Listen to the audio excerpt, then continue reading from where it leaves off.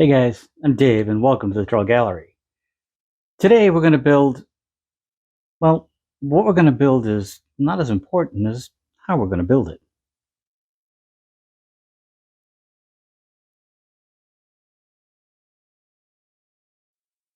One of my clients owns something like 2,000 CDs, and he wants to put them out where he can see what's there and pick and choose what he wants to listen to. Now, I realize the vast majority of you are not looking to build a cabinet to store 2,000 CDs. This project had several interesting challenges. I'm going to skip over some of the basics of the build just to save time because there's enough weird stuff to cover. So with that said, let's pretend we're just building a normal case piece and see how to work around some of the challenges that I came up against. Like most projects, this one starts with breaking down the materials. In this case, I'll be using 3/4 inch Baltic birch plywood for most of the build. My first cut is for the side pieces, which are 96 inches tall and 6 inches wide. I make my first cut at 12.5 inches with my track saw. While I'm here, I'll make 2 more cuts for my shelf pieces. These will have a final width of 5 3/4 of an inch, so I make my cuts at 11 3/4. Each of these will be broken down later into 4 shelves each. Ignoring my drying rack, I ran my side pieces across the table saw in an attempt to clean up the factory edge. Well, it's a little better, but I have a plan. I swapped out my plywood blade for a dado set and added my sacrificial fence. I set my blade to give me a rabbet that's 1/4 of an inch wide and 1/2 an inch deep, and this will accept the back panel later. I ran the top panel first and then the side pieces. This is an awkward cut on an 8-foot piece, so I ran the edge twice to ensure that the rabbet is clean and smooth along the entire length.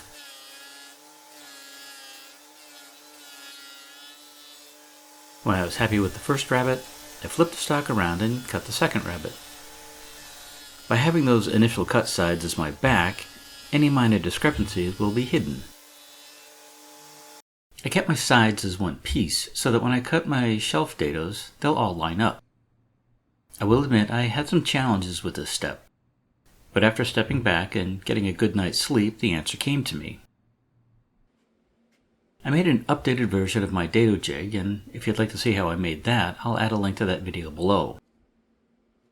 And since I needed 15 equally spaced cuts, I added this runner.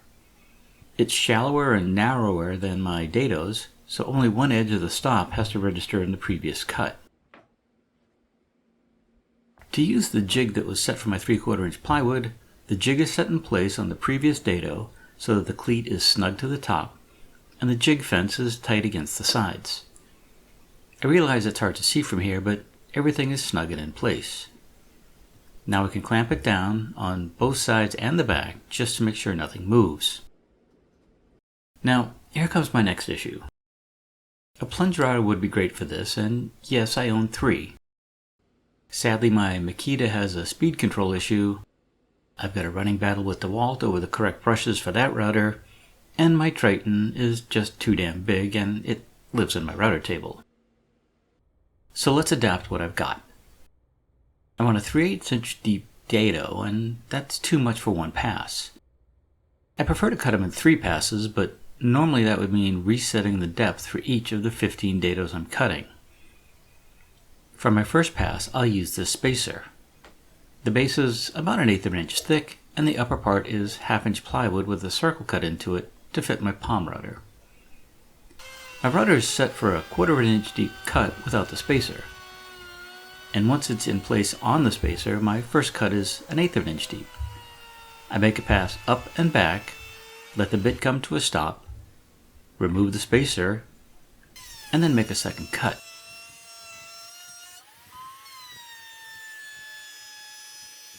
Since I still want to go deeper, I put a second matching bit in another router that's set for 3/8 of an inch deep. One more pass up and back, and I should be left with a snug dado in just the right location. Now I just have to do that like 12 more times. After getting all 15 dados cut, I noticed the first few were not exactly even from front to back.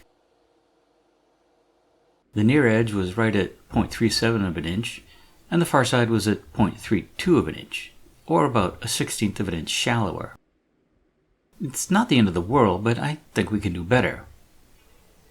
I had recently picked up a router plane from Taylor Tools and thought this would be a great time to try it out. Don't judge me for using a nice tool like this on plywood, but after a few minutes of work I got the hang of it and quickly cleaned up all my dados to the same depth. I think if I'm going to keep using hand tools, I may have to add a little extra weight to my bench. With my dados cut, it's time to rip the sides to width. I set my table saw fence to just over 6 inches and made the first pass. I did make a cleanup pass at 6 inches for each side, making sure that the back rabbet was against the fence. This left me with 2 clean front faces that we'll dress up later. After prepping the shelf stock by cutting them to just over their final length and edge banding both edges, it was time to rip them to width. I made my first pass and checked the fit. You can just see a scrap of edge banding on my side piece, and that first cut was just a hair too wide. I reset my fence and made a second pass and got the width just right.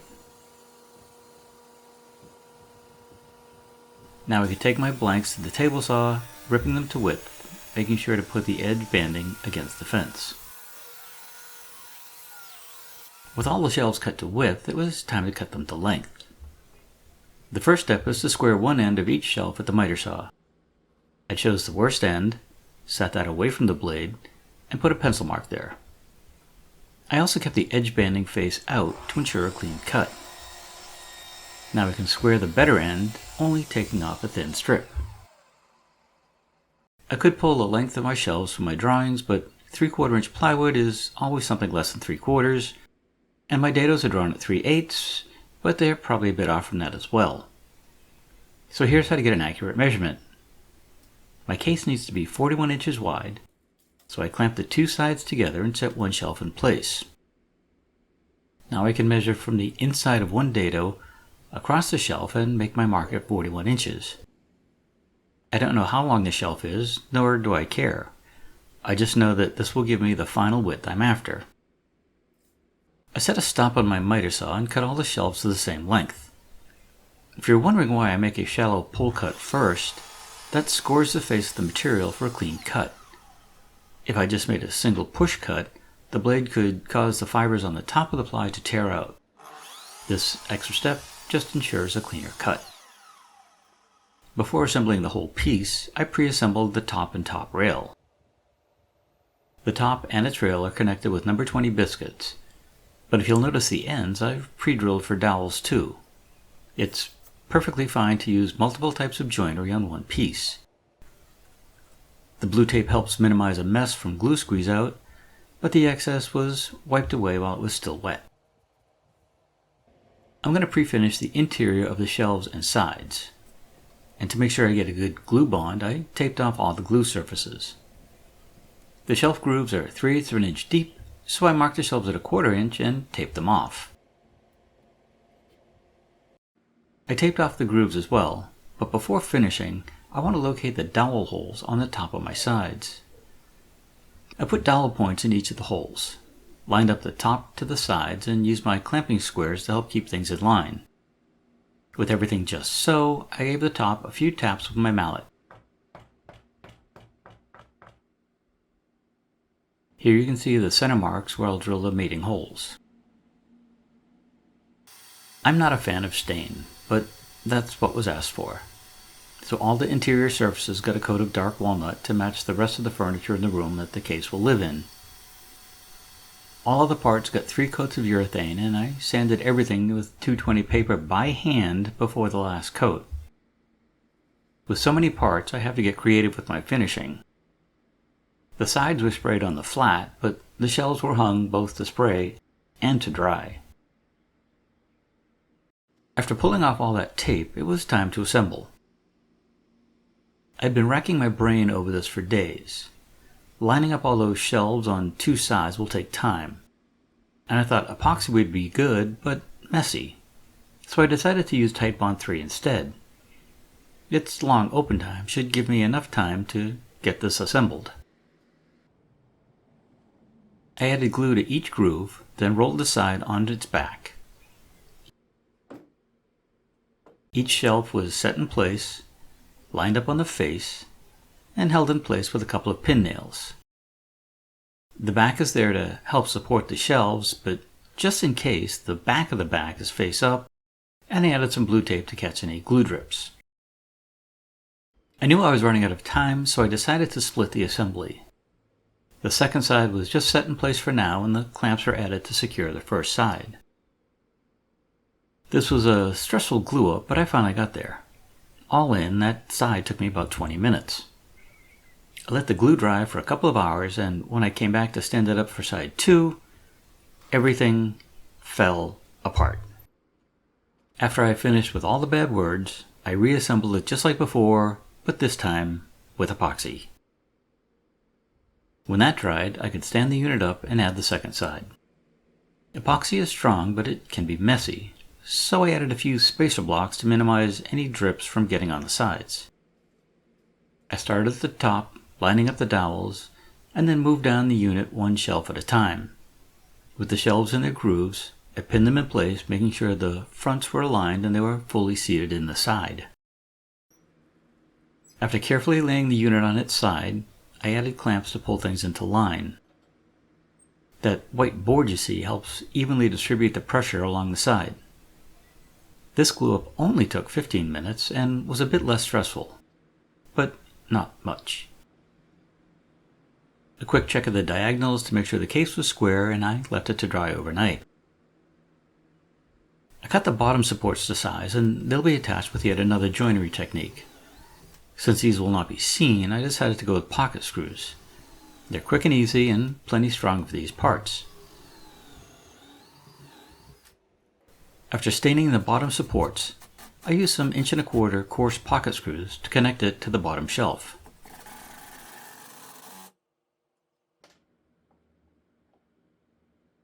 The clamps held things in place, but I still checked my spacing a few times as I set the support back 3/4 of an inch back from the front edge. So that makes dados, dowels, biscuits, pocket screws, all in one project. Oh yeah, and we'll just use wood screws and staples to secure the back, but not yet. On a normal build, I'd add face frames to the cabinet sides, but nothing about this piece is normal. To ensure the edge banding for the sides lay flush, I need to trim off the edge banding on the shelves. I use a straight edge and a razor knife to score the edge banding, and then came back with a chisel to remove the bits from the shelves. With that done, I could add the edge banding to the sides. The key here is to lay it out carefully, keeping the inner edge in line.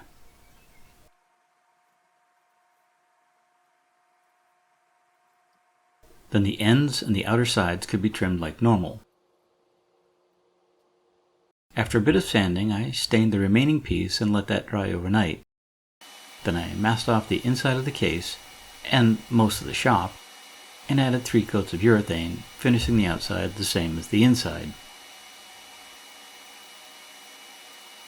The final step was to secure the back to the case. I used 3 screws in every other shelf.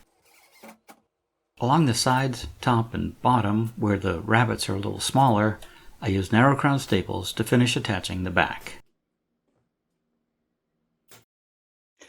Okay, like I said at the beginning, not everybody needs a CD wall unit to hold 2,000 CDs. Not even sure anybody needs one, but I'm hoping that in the course of this build, you picked up a tip or two that you could use in your own shop. From making sure my grooves are lined up, to even having it fall apart when I thought I had it assembled the first time. And one other challenge I had is this is like 1.5 feet taller than the inside of my shop. So at no point could I stand it up, which is pretty much why we're doing this out in front of the shop and not in it. Love to hear your thoughts on this project. Was there something I could have done easier, smarter, safer? Drop them in the comments below. I'd love to hear. As usual, I'll add some of the tools and equipment I use during this build, and some of them will have affiliate links. And should you need one of those items and purchase it through those links, it does help keep this channel going. If you enjoyed this video, maybe give us a thumbs up and share it with friends. And if you haven't already, maybe it's time to hit that subscribe button, a little bell, so you get notified each time I put out a new video. I think I know what's coming up next, but most of the time that never works out, so we'll just have to wait and see. So until then, have a great day, stay safe, and we'll see you soon.